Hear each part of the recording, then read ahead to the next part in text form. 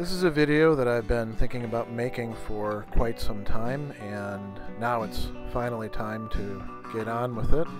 And it's about our dog Magnus, who is no longer with us.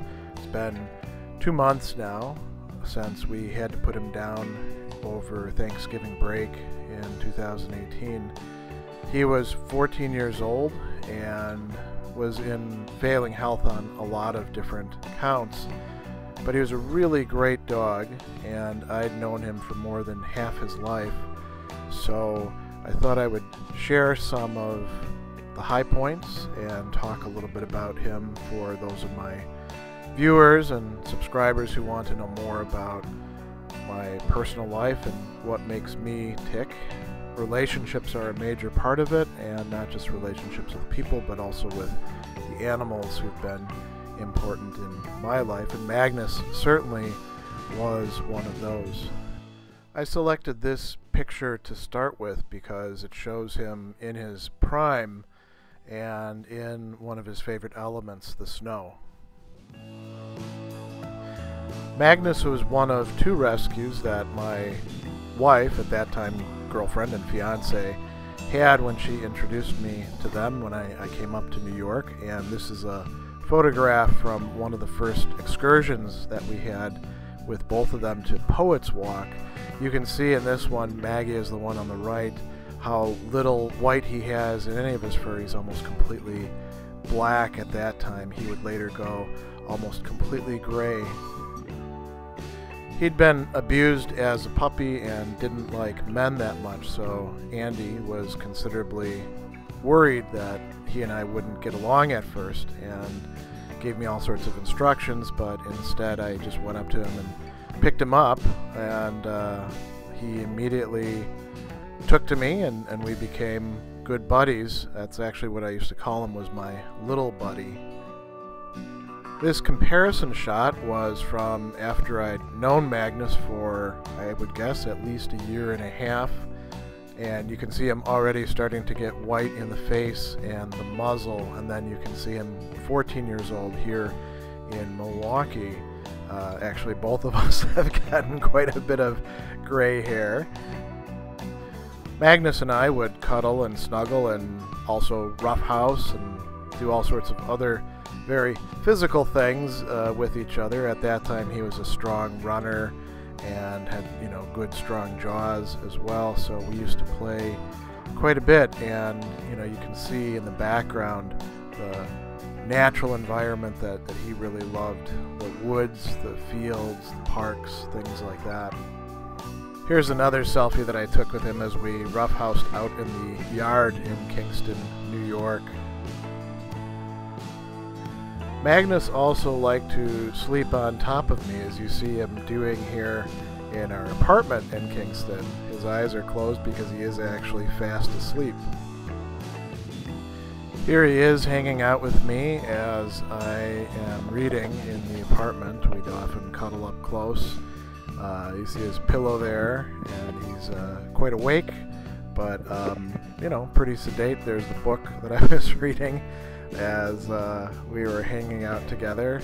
You see the sunlight streaming in, and in the background you can see one of the cats. There she is, hogging the sunlight as much as possible. Magnus was always prone to this sort of cuddling. Our landlords in Kingston had a large fenced-in yard with woods and hills and all sorts of cool stuff. There's Magnus playing with their dog, Baxter, who is his little buddy. And I'll just let you watch. What are you doing, little buddy?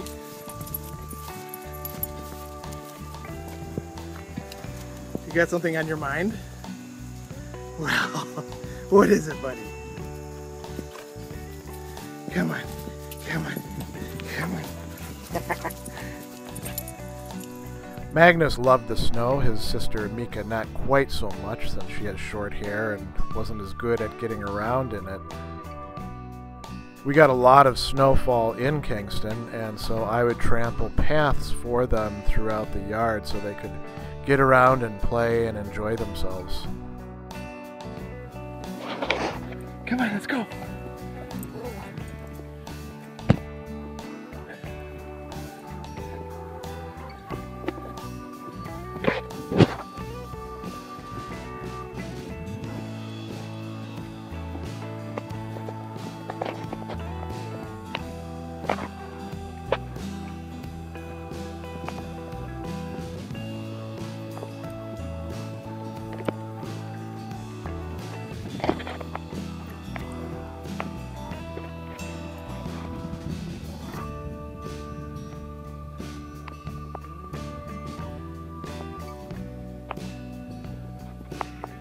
Come on, Mika.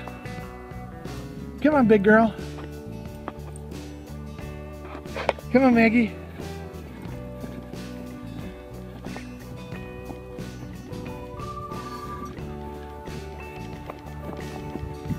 Come on, Pika. Good girl. Come on, let's go. Come on, guys, let's go.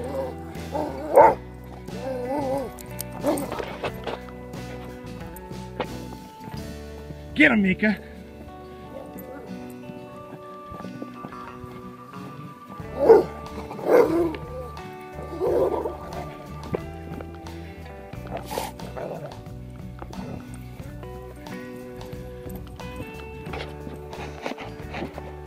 Back when they were middle-aged and strong, Magnus and Amika really enjoyed playing tug-of-war with each other, as you can see. And Magnus was the stronger at the time and would often get the better of Amika.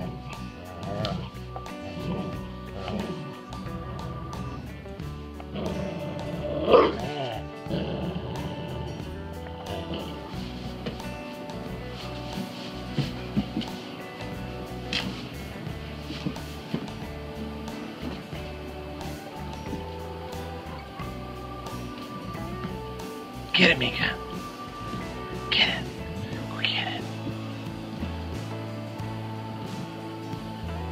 They often played tug-of-war outside, too, as you can see.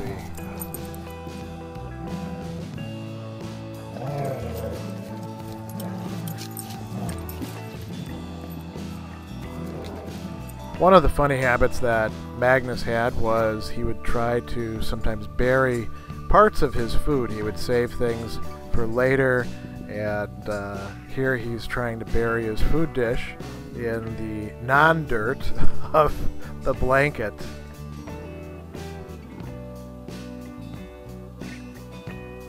Watch his reaction as I make a suggestion to him. Maggie, why don't you eat your food? Why don't you eat the food? It's good. It's good, Maggie. Magnus and Mika and Baxter would hunt as a pack, and Magnus had managed to find a possum and kill it, and now you see me talking with him about his prey. So you're gonna growl at me? You're gonna growl at your daddy? Bad idea. Magnus, are you the top dog in the pack? Do you think you are? What have you got there? What do you got? What do you got, huh? Can you show me? What did you get? What did you get there, buddy? Doesn't look to be completely dead yet. What do you think, Maggie? Come here. Come on, buddy. Come here. Come on. Moo pie.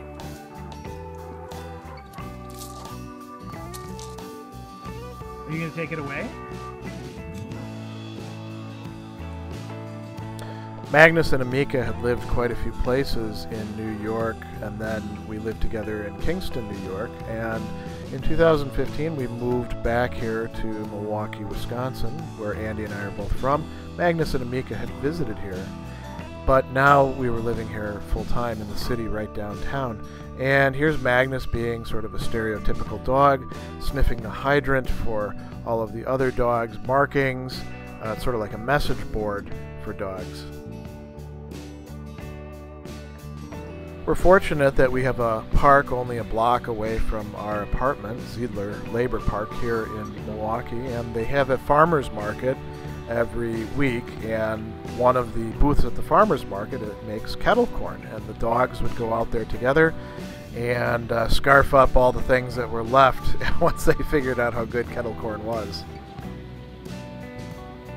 Magnus also liked to bite at the leashes and pull on them. Here he's basically walking his sister Amika as we're walking through the town.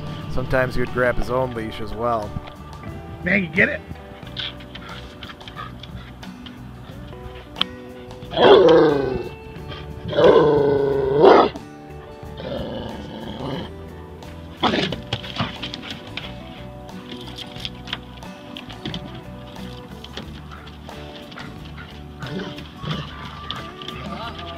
Hey, no, not by the handle.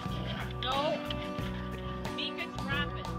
And here's the two of them in the park again, stalking some Canadian geese who had landed here in the park. You can see they're very interested in that. Magnus is always quite a bird dog.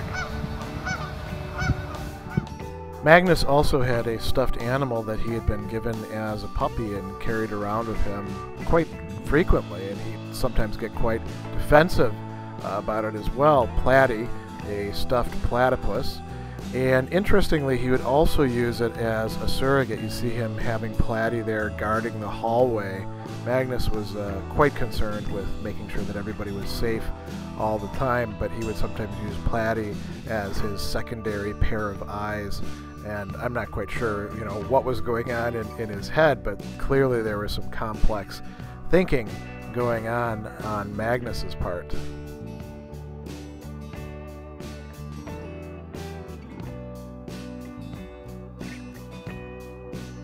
As Magnus aged, he naturally became weaker in his body and particularly his back legs, so here's a harness that we used to use to help walk him, which he took to quite well. He sort of felt like he was a working dog again, and things started to fail. He started to slow down.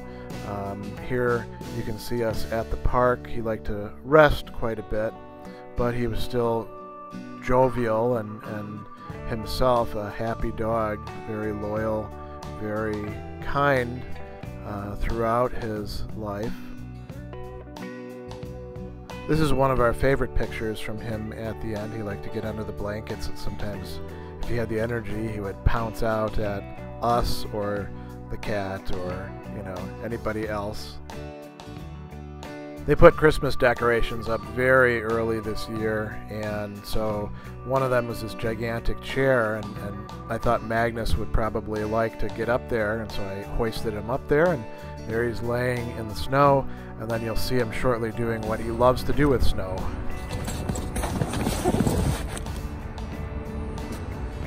He falls down a little bit because, of course, he's weak, but there he goes eating it up again. He would have stayed there all day, I think, if I would have let him. Andy would often joke and talk about our four-legged family, but that's really what they were, all these animals that grew up together and loved each other and sometimes fought with each other. Here you can see them cuddled up, though, on the big cushions that we had. And then you can see Magnus and Amika cuddle up together as well, and I think you can get some sense of how old and weak and frail he was at the time. So that is my little buddy Magnus, who isn't with us anymore, but I'll remember him the rest of my life, and he really was a wonderful dog, a great companion, and we had a lot of good times and went through a lot of difficult times together. As I close this out, I'll just mention one other thing. There's a German expression, beliebte Kinder haben viele Namen, which means beloved children have many names, and Magnus did as well. There was, his nickname Maggie, but we'd also call him Magnus G. Muddy Paws, Maggie Tail Waggy, and everything under the sun, all the way to Bok Bok and Box, as opposed to his sister Beaks.